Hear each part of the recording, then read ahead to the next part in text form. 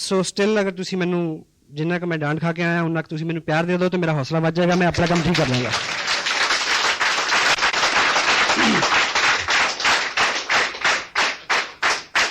Thank you. इतना ज़्यादा भी नहीं कि मैं पंजाबी चल रही है, अच्छा पता नहीं मन करता। सो परिचय, मेरा नाम सतीश पंडित है और जो 30 तारीख गई है नवंबर की, इस 30 तारीख को मैंने 2nd एनिवर्सरी अपने इस बिज़नेस की सेलिब्रेट की है। 2 साल मेरे को इस बिज़नेस में हुए। बेसिकली जो मेरा प्रोफेशन है वो लैंडस्केप का है। बीइंग जर्नलिस्ट मैंने 11 साल काम किया और ईश्वर की बड़ी कृपा रही और बुजुर्गों का बड़ा आशीर्वाद रहा कि ज़िंदगी में वो सब अनुभव किए जिसको लेके आदमी के अंदर बहुत तलब होती है, ख्वाहिश होती है। मेरे पेरेंट्स ने, मेरे फादर ने स्पेशली मेरे को सबसे बड़ी जो चीज़ दी वो ये कि मेरे को गलतियाँ करने का पूरा मौका दिया। मेरे को पकड़ा नहीं, कहा नहीं कि ये कर और ये मत कर। सो वो आदमी का स्वभाव भी होता है कि वो अपनी गलतियों से ही सीखता है। सो अगर नाम चाहा तो नाम मिला, अगर काम चाहा तो काम मिला, अच्छा काम मिला। मैरिज हुई, my wife, I feel blessed जिस तरह की लेडी के साथ मैं रह रहा हूँ। एंड उनके कॉपरेशन से इतना मैं सारा कर पाया हूँ क्योंकि 2 साल में मैंने काफ़ी काम किया है, ऐसा मेरा दिल मानता है। ये शूज़ जो मैंने अभी पहने हुए हैं और मेरा औसतन इन जूतों को मैं लगभग 19 घंटे पाँव में रखता हूँ। 5 घंटे मेरा पाँव से जूता उतरता है इन दिनों। तो अगर मैं घर से बाहर रहता हूँ तो उनकी कॉपरेशन है और she is working as an officer with the government. बच्चे हैं हमारे पास 2 और फैमिली में अधिकांश लोग जो हैं, क्योंकि बेसिक मेरा ओरिजिन पंजाब का है तो पंजाब में एक ट्रेंड रहता है बाहर सेटल होने का। फॉरेन में है ब्रदर। चलते चलते ये बिजनेस रास्ते में आया। उस वक्त मेरे अपने बिजनेस में प्रायोरिटीज़ मेरी वही थी और बड़ा कहना चाहिए शेड्यूल बहुत टाइट था। उसके बावजूद ये मालिक की नेमत और नेमत थी कि वो टाइम, वो वक्त, वो सब ईश्वर की कृपा ही थी कि मेरी समझ में आ गया कि इसको करना चाहिए। सो मैंने इसको किया। इस 2 साल में लगभग 14 लाख रुपया मेरे को आसियान बिजनेस से मिला। लास्ट पेड आउट जो है करीब 1,57,000 का एक मंथ का चेक है मेरा पिछला। और आज स्पेशली हम जो बात करेंगे उसमें 2 साल के अंदर कुछ जो मैंने सीखा है, अपलाइन से सीखा विद प्राउड। मेरे जो स्पॉन्सर है मिस्टर सुरेंद्र वत्स, उनकी पर्सनैलिटी ने मेरे को बहुत प्रभावित किया। मैं एक चीज़ आपको बताऊं, हर आदमी को एक वहम होता है कि वो बहुत अच्छा है ना? हेलो। लेकिन किसी भी व्यक्ति को ये बात तब समझ में आती है जब वो सच में किसी अच्छे आदमी के समक्ष खड़ा होता है, तब वो तुलना करता है कि मैं कहाँ हूँ। तो मैं बहुत बौना हूँ उनकी पर्सनैलिटी के आगे। और समटाइम लोग मेरे को ये बोलते हैं कि आप बहुत अच्छे हो। मेरा जवाब होता है कि आपको कोई अच्छा आदमी अभी नहीं मिला। That's why you are telling me. So I feel blessed. इस तरह की अप्लाई मेरे साथ है मुकेश जी कोठारी, जो बहुत बड़ा बिजनेस है उनका, बहुत बड़ी सपोर्ट है हमें उनकी। भागचंद जी छाबरा, कैलाश जी और स्पेशली त्रिलोक जी की जो मार्गदर्शन है उनका, और ये परिकल्पना इतनी ठोस, वो उन्हीं की देन है। तो इन सब लोगों की मदद के साथ और हिंदुस्तान भर में लगभग 25 स्टेट, 700 से ज़्यादा पिकअप सेंटर और 125 से ज़्यादा प्रोडक्ट और हज़ारों डॉक्टर गगनदीप जैसे जो झाड़ू लीडर, इन सब के साथ हम इस कार्यक्रम को बहुत आगे बढ़ा रहे हैं। और आने वाले जो 2 साल का जो ग्राफ है इस बिज़नेस का, वो हम सब की आकांक्षाओं से, उम्मीदों से बहुत अच्छा होने वाला है। कभी इस टॉपिक पे डिटेल में बात करेंगे। और आप इस बिज़नेस में आ गए। इस बिज़नेस में काम करते करते ऐसी 7 चीज़ें मैंने पाई हैं, ऐसे 7 सेंसिटिव पॉइंट मैंने पाए हैं जो हमारी प्रायोरिटीज़ होनी चाहिए, टॉप प्रायोरिटीज़। अगर हम उन 7 चीज़ों को प्रायोरिटी के साथ करेंगे, जो जब वो दिन आए तो तब हमारा फोकस क्या हो। यदि इस चीज़ पे हमारा फोकस रहे और उस चीज़ को हम पूरी शिद्दत के साथ, पूरी तवज्जो के साथ अगर कर पाएंगे, तो बीच का टाइम अगर कहीं आदमी कुछ काम कम भी करता है तो चल सकता है। वो 7 पॉइंट है जिसको मैंने टाइटल दिया है 7 सेंसिटिव डेज। हिंदी में आप इसको बोल सकते हैं ताकि याद रहे, वो 7 दिन। हेलो, ठीक है। तो पहला जो दिन है जो जब आपकी जिंदगी में आए, कुछ लोगों की आने वाला है, कुछ लोगों के आ चुका है। वो दिन बहुत महत्वपूर्ण है जब आप इस बिजनेस का पर्चा साइन करते हैं। आप मुझे ये बताएं कि आपने ये बिजनेस शुरू किया, इस बिजनेस में बहुत कुछ मिलता है। जो लोग इसको साइन कर चुके हैं, आप सपोज करें कि एक आप छोटी सी दुकान खोलें कहीं, वो जो पहला दिन होता है जब उसका मुहूर्त आप करते हैं, वो कितना इंपॉर्टेंट होता है आपके लिए। आप एक बार नहीं 2 बार नहाते हैं उस दिन। हाँ जी, वहां जाने से पहले मंदिर जाते हैं, मुहूर्त निकलवाते हैं उसका, ठीक, और अपने मन में बड़ी उमंग, बड़ी श्रद्धा, बड़ा एक होप, कोई अपशगुन ना हो जाए उस दिन, इतने एहतियात, है ना। इन सब चीजों का कंक्लूजन लेके आप उस दिन शुरुआत करते हैं। कुछ ना कुछ धार्मिक अनुष्ठान करवाते हैं, कोई कस्टमर, स्पिरिचुअल कस्टमर, रिलीजन से जुड़ा हुआ कोई चीज, कोई पार्ट है, यानी एनीथिंग। तो सवाल यह है कि जब आप इस बिजनेस को साइन करते हैं, क्या तब इस तरह का भाव आता है?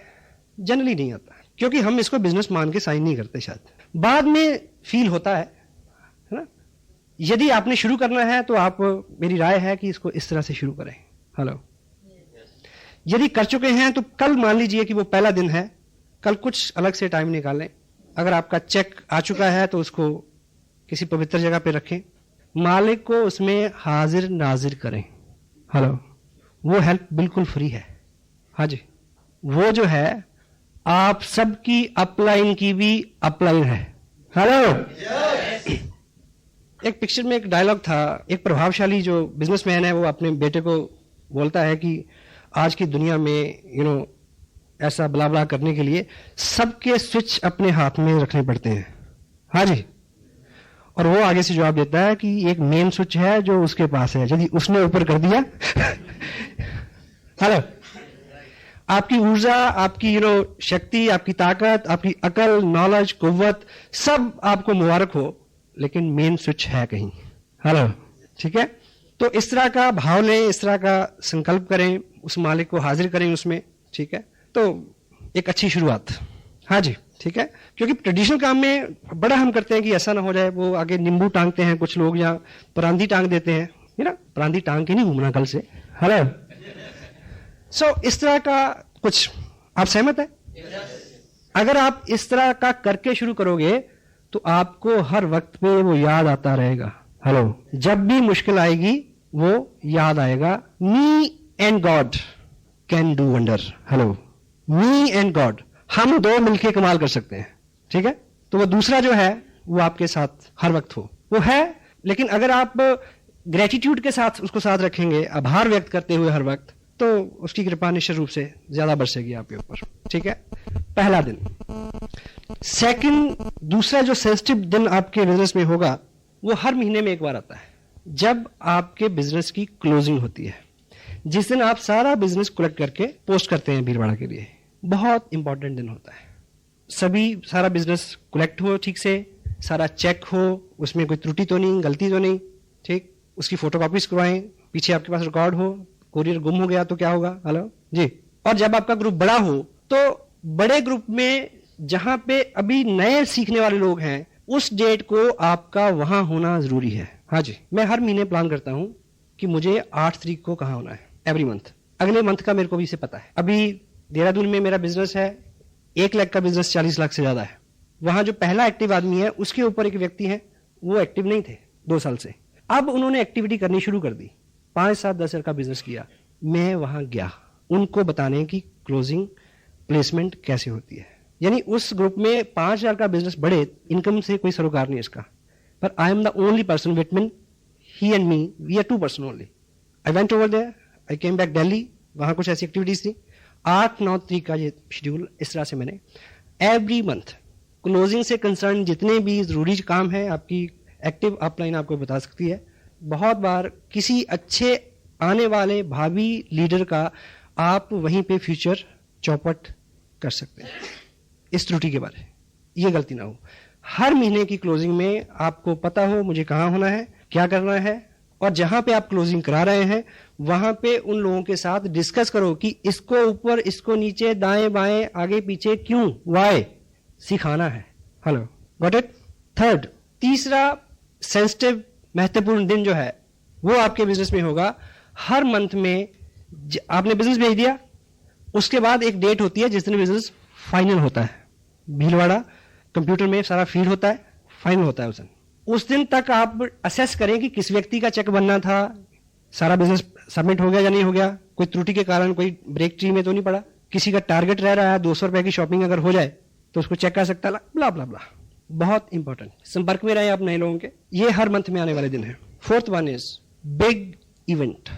जब कोई बड़ा सेमिनार आता है, इस बिजनेस की या कोई चीज, इस बिजनेस की कला है जो, या इस बिजनेस को बढ़ने के लिए 80% कोई एक चीज अगर कारण है तो है बड़ा फंक्शन, बिग इवेंट।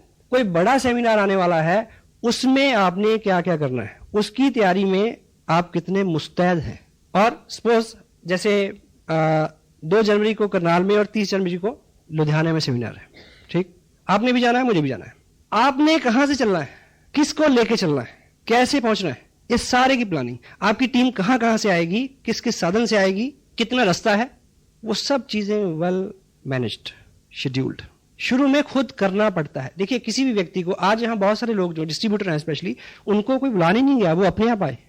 शुरू में एक आम व्यक्ति को उसको आदत में लाना है, सिस्टम में लाना है, बाद में वो सिस्टमाइज हो जाएगा खुद। बच्चे को जैसे पहली बार स्कूल भेजते हैं तो क्या बोलते हैं उसको, टिफिन खाना, टॉफी खाना, मैडम झूला जलाएगी, पापा लेने आएंगे, हेलो, ऐसे बोलते हैं। तब भी कभी जाता है कभी नहीं जाता है, लेकिन जब वो सिस्टम में आ जाता है, बड़ा हो जाता है, फिर उसको पता होता है कि आज काम नहीं किया, मैडम भी पीटेगी और मम्मी भी पीटेगी, तब भी जाता है। Hello, systemised. एक बड़ा सेमिनार और उसके लिए किया हुआ आपका पूरे बल से एक प्रयास आपकी जिंदगी की सारी मुश्किलें हल कर सकता है। मुझे याद है शायद 17 जनवरी की 2 साल पहले की बात है, इसी हॉल में मेरी एक मीटिंग थी 16 जनवरी को, और देहरादून में 3 दिन फील्ड वर्क करके आया था, और उन्होंने मेरे को आश्वस्त किया कि 3 कॉलेज लेके आएंगे। कितनी? 3, लगभग 25-30 लोग। मैं क्या बिजनेस चल गया भाई, अगर पहला ही प्रयास था मेरा, अभी 1 महीना भी नहीं हुआ था। तो 3 दिन रह के मैं 15 तारीख को इधर आया। 15 को आके मैंने शाम को फोन किया, कहते जी 3 तो नहीं, 2 पक्का, 2 जरूर आएंगी। मैं कहा चलो 2 भी बुरी नहीं है। अगले दिन फोन किया कि 2 तो नहीं, 1 जरूर, पर 1 जो है ना वो खास लोगों की आएगी, बढ़िया। मैं कहा चलो 1 ही ठीक है। 16 तारीख मैंने यहाँ मीटिंग की, और मीटिंग जैसे खत्म हुई 9 बजे 10 बजे मैंने फिर फोन किया, कहते कि ऐसा है कि वर्मा जी का भैंस जो है वो ठीक है, शर्मा जी की इस तरह के बहाने। हाँ, फिर ऐसा करते हैं कि मेरे वाली जो कार है उसमें 3 लोग आ जाएंगे, मेरे को मिला के 4। एनीवे, मैंने फिर 11:30 बजे फोन किया, तब मेरा परमानेंट स्टे था चंडीगढ़ में। मैंने फोन किया तो पता चला कि 1-1.25 घंटे बाद कि वो ऐसा है जी, वो वैसा है। अब वो मारुति भी आते आते रुक गई। अब मुझे पता था कि स्कूटर तो आ नहीं सकता, तो फिर लास्ट में उस व्यक्ति ने एक बोला कि ऐसा है कि अब साथ तो कोई है नहीं। फिर मैं सोचता हूँ कि मैं भी फिर अगली बार ही सही, सवेरे बिटिया का पेपर भी है, ठीक है। ये रिजल्ट हो गया 11:30 बजे रात को। सुबह फंक्शन कहाँ? पानीपत रोड, धर्मशाला। मैंने सोचा कि मुझे क्या करना चाहिए। मैंने खाना खाया इधर ही, ये नागपाल रेस्टोरेंट है ना, खाना खा के खाते खाते मैंने सोचा कि अब तुरंत क्या करना है, यहाँ से भी कुछ लोगों ने जाना था। एनीवे, मैंने क्या किया कि ट्रिब्यून में कुछ वाकफियत है, मैं ठीक 12 बजे ट्रिब्यून पहुंच गया। वहां पूछा, वो पता चला कि 1:30 बजे वो गाड़ी जाती है जो देहरादून अखबार छोड़ती है। देहरादून बैठा उसमें, 4:45 बजे उस गाड़ी ने मेरे को देहरादून घंटाघर उतार दिया। मैंने वहां जाके फोन किया, उस व्यक्ति को लगा, उसने इस तरह से जवाब दिया, हाँ आप हो आओ, हम फिर अगली बार देखेंगे। उसको लगा कि चंडीगढ़ से बोल रहा है। मैंने बोला कि घंटाघर से बोल रहा हूं, आ जाओ। निकल गए। मैं वहां रुका 2 घंटे, 1 कॉलेज, 1 मारुति कार में लेके आया। केवल 22 महीने 50 लाख का बिजनेस है, 4 टेक्निकल, 15 रॉयल्टी। हाँ जी, 1 बड़ा फंक्शन, और उस पे आपकी मुस्तैदी, उस पे आपका किया हुआ ठीक काम। जब कोई बड़ा फंक्शन आता है तब आपको क्या करना है, डिटेल में बहुत सारी चीजें इस पे डिस्कस हो सकती हैं। अगर आप ये पॉइंट अपने दिमाग में रखोगे तो आपका दिमाग आपको आइडिया देगा, नए आइडिया देगा। लुधियाना अगर फंक्शन हो रहा है और आप उतावले हैं अमृतसर में बिजनेस करने के, अमृतसर वाले व्यक्ति को लुधियाना बुलाओ, देन फिर अमृतसर जाओ। ऐसे में जो भी चीजें हैं, करनाल में फंक्शन है, उस फंक्शन में किन नए लोगों को मैंने बुलाना है, मेरे पास लिस्ट है उनकी। लुधियाना में किन नए लोगों को बुलाना है, किसको लेके जाना है, मेरे पास लिस्ट है। एक अपनी डायरी में हॉट लिस्ट रखें हर वक्त, हॉट लिस्ट। किन लोगों को रेगुलर फोन करने हैं, किन लोगों को फॉलो करना है, और इस मंथ की प्रायोरिटीज क्या है। अब मैं पर्सनली बहुत सारे लोगों को स्पॉन्सर नहीं कर सकता, इवन दो। Next, 5th one, counselling date. आपकी अपलाइन हो सकता है बहुत बिजी हो, बहुत बिजी, और मे भी आपको उनके साथ बैठने का टाइम ना मिले उनकी वजह से। पर अगर 1 महीना 40 दिन के अंदर आप seriously, dam serious, cross the table, 1-on-1, 2 घंटे 1 घंटा सीरियसली अपने बिजनेस को डिस्कस नहीं करते, तो ये आपकी गलती है। Counselling date very important. मेरा शेड्यूल बिजी रहता है, वसा का भी रहता है। ऐसा बहुत बार हुआ कि वो एक पर्टिकुलर रूट से जा रहे हैं और एक पर्टिकुलर रूट से उन्होंने ट्रेन चेंज करनी है, मैं उस स्टेशन पे पहुंच गया, वहां उनके साथ घंटा बात की। कभी ऐसा हुआ कि वो अंबाला से ट्रेन पकड़ रहे हैं दिल्ली की, उनके पास भी टाइम नहीं है, मेरी भी दिक्कतें हैं, और मैंने टिकट लिया दिल्ली का रेलवे स्टेशन, उनके साथ ट्रैवल किया 3 घंटे, बात की, वहां से दूसरी ट्रेन पकड़ के वापस आ गया। It's my job, it's my business, इससे मेरे को फायदा होना है। Counselling date very serious. उनके सामने अपना बिजनेस ड्रॉ करके रखें और उनकी सलाह लें, ये मायने है इसका। अपना शेड्यूल उनको नोट कराएं, ठीक है, उनका वो शेड्यूल जो आपको उन्होंने अलॉट करना है उसकी चर्चा करें। शुरू में नहीं पता होता हमें कि मीटिंग कहाँ हो तो ज़्यादा फायदा हो, लेकिन ये आपको बार बार सिटिंग के बाद इस बात का नॉलेज हो जाएगा। 6th one is very important, when the right person comes.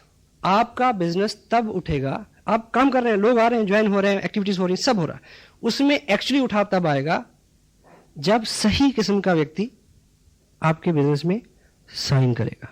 जिंदगी हो या ये बिजनेस, इसमें तब उठाव आता है जब इसमें क्वालिटी पीपल आते हैं। कौन? Quality people. क्वालिटी पीपल जो हैं वो, ये बिजनेस हो या जिंदगी, उसमें आते तो हैं पर हमारी कुपात्रता के चलते ठहरते नहीं हैं। अपनी पात्रता को हम बढ़ाएं, अच्छा करें। जब राइट पर्सन आपके बिजनेस में आए, मान लीजिए आपका बड़ा ग्रुप भी है, आप मीटिंग लेने गए, उस मीटिंग में एक व्यक्ति ऐसा आपने आइडेंटिफाई किया, आप बीइंग लीडर आपने आइडेंटिफाई करना है, उनकी एक्टिव अपलाइन को रेफरेंस देना है, खुद उसको संभाल करना थोड़ा। जो भी मजबूत व्यक्ति होगा वो आपको उतना कष्ट भी दे सकता है। हाँ जी, पोटेंशियली आदमी तो देगा। एक शेर है उर्दू का, जिन चिरागों को हवाओं का कोई खौफ नहीं, उन चिरागों को हवाओं से बचाया जाए। अमानी क्या है, डायरेक्टली रिलेट नहीं करेगा इस बात से, पर इसको समझे क्या कहना चाहता है शायर। जिन चिरागों को हवाओं का कोई खौफ नहीं, उन चिरागों को हवाओं से बचाया जाए। यानी जिनको खौफ है, जो कमजोर हैं, वो तो जैसे हवा चलेगी बुझ जाएंगे। जो बेखौफ हैं, यानी जो ताकतवर हैं, हवा चलने से वो आग लगा देंगे, उनको बचाने की जरूरत है। सो जो ताकतवर व्यक्ति है, जो पोटेंशियल पर्सन है, जब वो आपके बिजनेस में आता है तो उसकी संभाल जो है बहुत जरूरी। वो आपको हार्डशिप दे सकता है, सहमत है आप?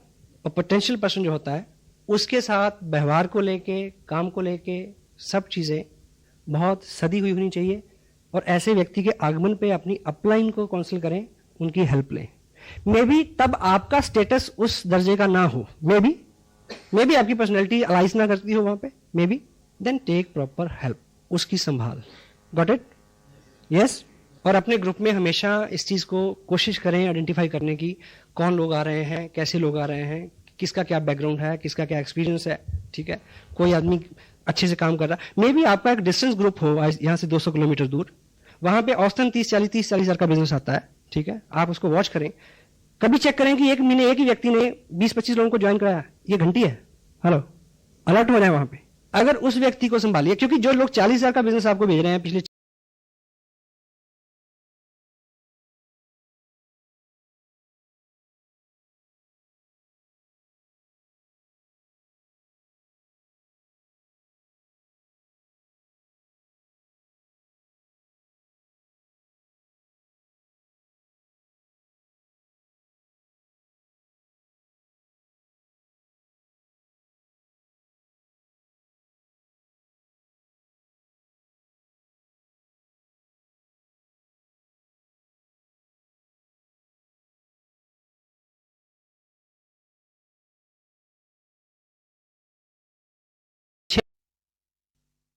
सबसे, इसको नंबर 7 पे इसलिए रखा है कि ये खास चीज है इसमें। नहीं, ये तो आप वैसे भी नहीं बोलेंगे। 7th one is when you get reverse then you expect. जब आपको चलते चलते वो मिले जो आप नहीं चाहते। हाँ जी, विपरीत स्थिति जब आए, ये 7वां दिन है, ये महीने में 1 बार आ सकता है, महीने में 2 बार आ सकता है, और एक दिन में 7 बार भी आ सकता है, नो प्रॉब्लम। जब आपके सामने रिवर्स परिस्थितियां आ जाएं, आप जो उम्मीद करते हैं उससे उलट हो, वो सबसे सेंसिटिव पॉइंट है, the time when you feel कि यू शुड क्विट। जब आपको लगे कि आज के बाद शायद, जैसे मेरे को 3:45 ऐसा लग रहा था जब मैडम आई और मुझे याद था कि ये 7वां दिन है, होशियार हो जाओ। क्योंकि ये एक बुक है, मैंने स्पेशली यहाँ रखी, मेरा चीज किसने हटाया। देखिए जिस तरह की किताबें हमारे सिस्टम में अवेलेबल हैं, टन्स और बुक, टन्स ऑफ मटेरियल, कई टन किताबें हैं वर्ल्ड वाइड, इससे मेल जोल खाती। सबसे यूनिक किताब है मेरा चीज किसने हटाया। बिल्कुल अलग तरह की किताब, अलग तरह का स्टफ है इसमें। और इसमें इसका जो प्रेफेस है, जिसमें इसकी इंट्रोडक्शन कह लीजिए, जहां उस राइटर का एक छोटा सा मैसेज, जीवन कोई सीधा या आसान गलियारा नहीं है जिसमें हम उन्मुक्ता से बिना रुके हुए चले जाएं, बल्कि गलियारों की एक भूल भुलैया है जिसमें हमें अपना मार्ग खोजना पड़ता है। कई बार हम भटक जाते हैं, दुविधा में होते हैं और अंधी गली में रुक जाते हैं, परंतु हमेशा यदि हमें आस्था है, ईश्वर हमारे लिए द्वार खोल देगा। गौर से सुने, परंतु हमेशा यदि हमें आस्था है, ईश्वर हमारे लिए द्वार खोल देगा। शायद वह द्वार नहीं जिसके खुलने की हमने कल्पना की थी, परंतु वह द्वार जो हमारे लिए अत्यंत अच्छा सिद्ध होगा। विपरीत स्थिति क्या होती है कि हमें ये उम्मीद थी कि मैं 500 किलोमीटर चल के आया और इस व्यक्ति को ज्वाइन करना चाहिए था, हाँ जी, पर ईश्वर की इच्छा नहीं थी कि ये ज्वाइन करे, क्योंकि उसकी इच्छा उससे भी अच्छा रास्ता खोलने की थी आपके लिए। एपीजे अब्दुल कलाम साहब देहरादून आए थे पायलट बनने के लिए, काम नहीं बना उनका, फेल हो गए। हरिद्वार में रुके, एक बाबा के पास गए तो उन्होंने बोला कि आप निराश नहीं हो, ईश्वर ने शायद आपके लिए इससे अच्छा कुछ सोचा है। सही है गलत है?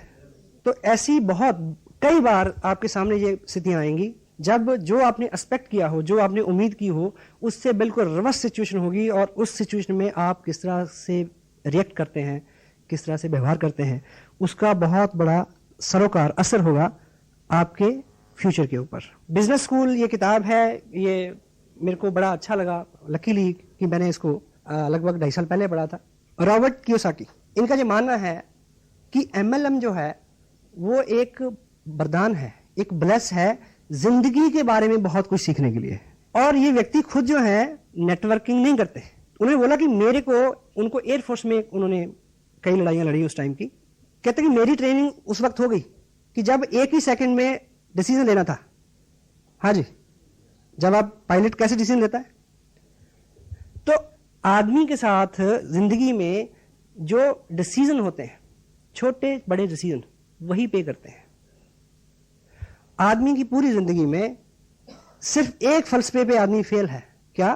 कि यदि वो ये जान जाए कि मुझे कहां समझौता करना है और कहां संघर्ष करना है। आदमी बहुत बार ऐसी गलती करता है, वहां समझौता कर लेता है जहां संघर्ष करना चाहिए होता है, और वहां संघर्ष करता रहता है जहां समझौता करना चाहिए था। ये कह के कि छोड़ो, जाने दो। हेलो, ये चीज आप इस बिजनेस में सीख सकते हैं। जिंदगी भूल भुलैया है, जिंदगी 80-20 है, 80% विपरीत है, 20% है। लेकिन मैंने एक जगह पढ़ा कि life is school to learn how to stay with the challenge with the dignity. यानी जिंदगी एक स्कूल है, ऐसा मैंने पढ़ा। लाइफ एक स्कूल की तरह है जिसमें हमें यह सीखना है कि इज्जत के साथ, आत्मसम्मान के साथ, चैलेंज, विपरीत स्थितियां, उनके साथ किस तरह से रहा जाए, क्योंकि चैलेंज तो दूर हो नहीं सकता। हेलो, स्थिति दर स्थिति दूसरा चैलेंज, मेरे साथ मेरे बराबर का चैलेंज, आपके बराबर आपके बराबर का चैलेंज, डॉक्टर मनमोहन सिंह के सामने उनके बराबर का चैलेंज, बुश के सामने उसके बराबर का चैलेंज। हाँ जी, ठीक जा रही है अपनी बातचीत? हेलो, ये चीज जो विपरीत और संघर्ष की बात है, जहां पे आपका दम लगता है, जोर लगता है, जब कोई पोटेंशियल पर्सन आता है वहां भी ये स्थिति आती है। और जब आप ग्रो कर रहे होते हैं तब ये स्थिति और ज्यादा गंभीर होती है, क्योंकि जब ग्रोथ होती है, हाँ जी, तो दर्द होता है। कामयाबी हमेशा दर्द के साथ ही आती है। ग्रोथ, दर्द एक ही बात है। जब दर्द हो तो सोचो कुछ नई चीज, कोई नई उत्पत्ति होने वाली है। सफलता की आदत है कि वो दर्द की कोख से जन्म लेती है, आराम की कोख से नहीं। और जो ग्रोथ का दर्द होता है वो एक बार होता है, और वो दर्द ना सहने की स्थिति में जो पश्चाताप का दर्द होता है वो सारी उम्र सताता है फिर। और तय करें कि दर्द एक बार सहना है, एक ही बार सहना है, मैं दूसरा पूछता ही नहीं। यस?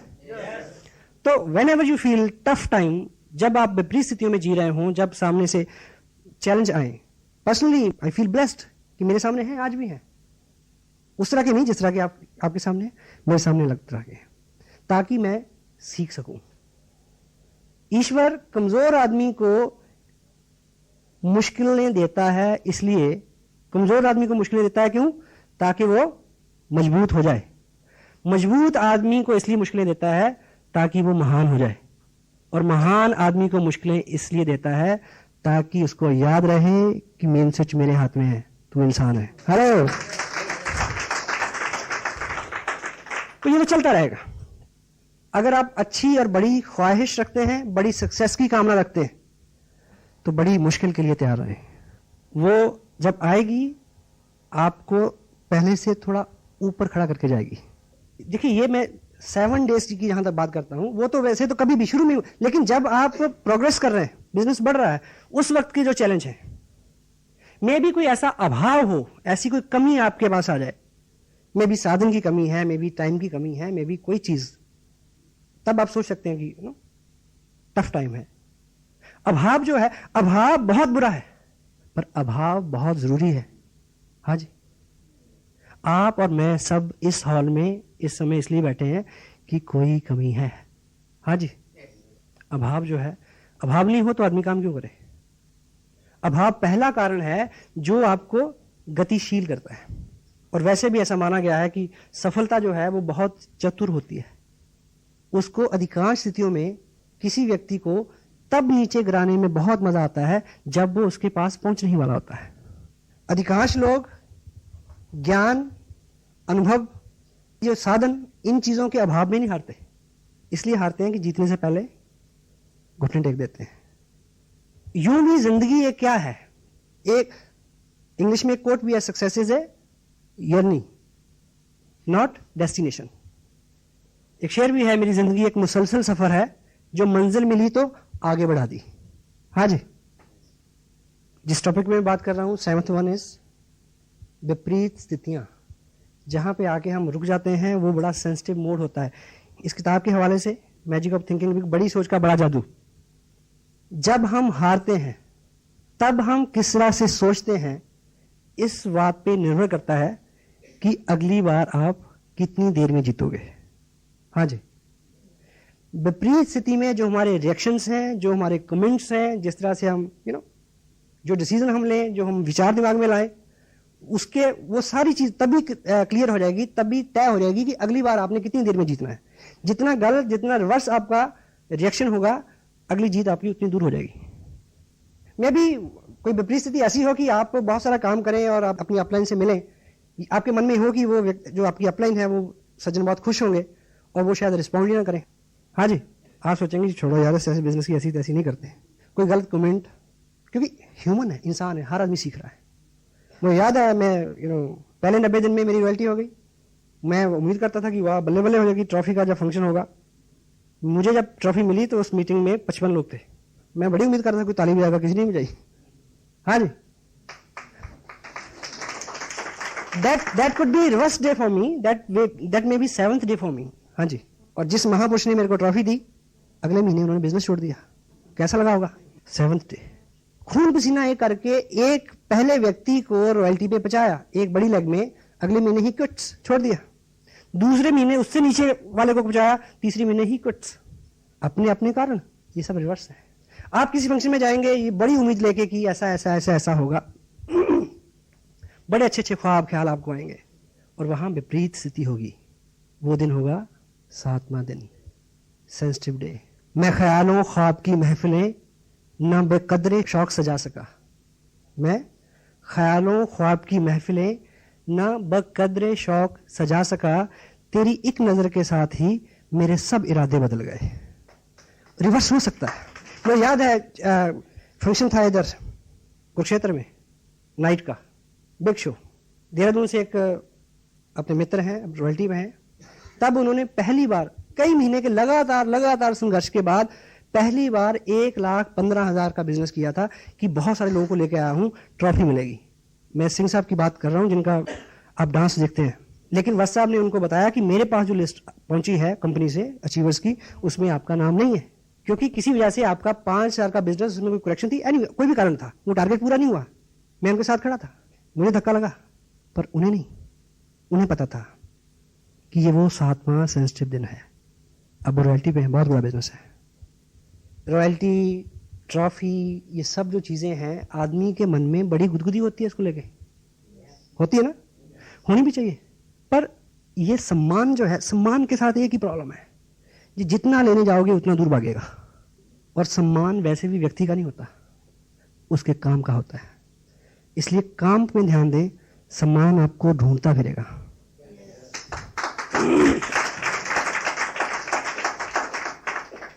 और ये चीज़ों में भी आप किसी ऐसे फंक्शन में जाएं, देखिए मैं आज जहाँ हूँ, मुझे आप लोगों ने जिस तरह से रिसीव किया, जिस तरह से एस्कॉर्ट किया, जिस तरह से वेलकम किया, गुड फीलिंग, ऑन टॉप। अभी मेरा जो कमिंग मंथ में जनवरी में शेड्यूल है, 5 दिन में 6 मीटिंग है और 4 स्टेट कवर होंगे, शायद गुजरात, महाराष्ट्र, कर्नाटक और आंध्र प्रदेश। मुझे पता है 500 से लेकर 1500 लोगों की गैदरिंग किस तरह से वो मेरे को एस्कॉर्ट करेंगे। अब अगले ही दिन शायद मैं दिल्ली आऊँ, दिल्ली में एक फंक्शन हो रहा है, मेरे कुछ नए लोग हैं, मैं सोचूं कि उनको लेकर मैं फंक्शन में जाऊँ, और उस फंक्शन में क्या होगा मेरे साथ, शायद मेरे को 2 मिनट के लिए भी कोई माइक ना दे, मुझे वहाँ 3 घंटे बैठ के ताली बजानी है। I know the system, you must know it. कभी आप कुछ उम्मीद करके जाएं, आगे से आपको रिवर्स मिले। जिंदगी में ऐसे बहुत मौके आते हैं जब खाना भी होगा, भूख भी होगी, खाने की इजाजत नहीं होगी। जिंदगी ऐसे मुकाम पे, ऐसे मरहले पे, ऐसे चौराहे पे आपको कभी खड़ा कर सकती है जब खुशी तो मिले पर हंसने की इजाजत ना हो, जब गम तो मिले हमराज ना हो, कह ना सके दिल का हाल ना पूछ जुबां से, दिल के अंदर आगे देख। आपको इजाजत नहीं होगी कि आप किसी को कह दें। होता है ऐसा? हाँ जी, टफ टाइम। बहुत बार आपको ऐसे फैसले लेने होंगे जब बिल्कुल ये 2 दिन जो मैंने इधर बिताए हैं, इनको जिस तरह से मैंने प्लान किया था, हेलो, ये बिल्कुल उसके विपरीत रहे। मेरा बर्थडे भी था, मेरे पेरेंट्स इस टाउन में आए हुए हैं, मेरे बच्चों के साथ प्रोग्राम था यहाँ 2 दिन, उनकी शॉपिंग का भी, उनको घुमाने का भी। 8 महीने से मैं डेट दे रहा हूँ उनको, हेलो, थोड़ा और सही है। अब जब सब चीज़ें पीक पे आई तो अचानक सर्कमस्टांसेस बदल गए। मुझे 7वां दिन है, सेंसिटिव है। कभी किसी के आने से, कभी किसी के जाने से, कभी किसी घटना से, कभी कई तरह के हालात आपके सामने आएंगे। अभी एक घटना घटी अपना गढ़वाल में, जो श्रीनगर है उसके पास एक बिजनेस है काफ़ी, वहाँ से बिजनेस सबमिट किया गया। कोरियर से जब आएगा तो कोरियर कैसे आएगा, बस में आएगा, तो बस खाई में गिर गई और वो कोरियर का बैग जो है वो 10-15 दिन बाद ट्रेस हुआ, यानी अगले महीने में भी कोई वो सबमिट नहीं हुआ। अब मुझे ये देखिए कि जिस व्यक्ति ने इतनी दूर जाके वो बिजनेस बिल्ड किया होगा और उस वजह से जितने चेक आने वाले थे और उस वजह से जिस व्यक्ति को रॉयल्टी पे पहुंचना था, कैसा रहा होगा 7th डे। बहुत बार आप बहुत ट्रैवल करके कहीं जाएंगे तो वहां पहुंचते ही 7वां दिन आपका इंतजार कर रहा होगा कि तुम्हें तो बुलाया इसलिए था कि तेरे को ये दिखाना था। ये बिजनेस कतई तौर पे अलग नहीं है हमारी जिंदगी से। हम अपने जीवन में जो कर रहे हैं और जिस तरह के अनुभव, क्योंकि जब जीवन में होता है तो हम उसको नियति मानते हैं, मालिक की मर्जी मानते हैं। जब इस बिजनेस में कुछ होता है तो हम दोष देते हैं इसको उसको। वर्चुअली क्या होता है, वर्चुअली तो दर्द हो रहा होता है। डिप्रेशन में आदमी ज्यादा कंफर्टेबल फील करता है। बेचारगी में मुब्तला होना आत्मदया कंफर्ट जोन है।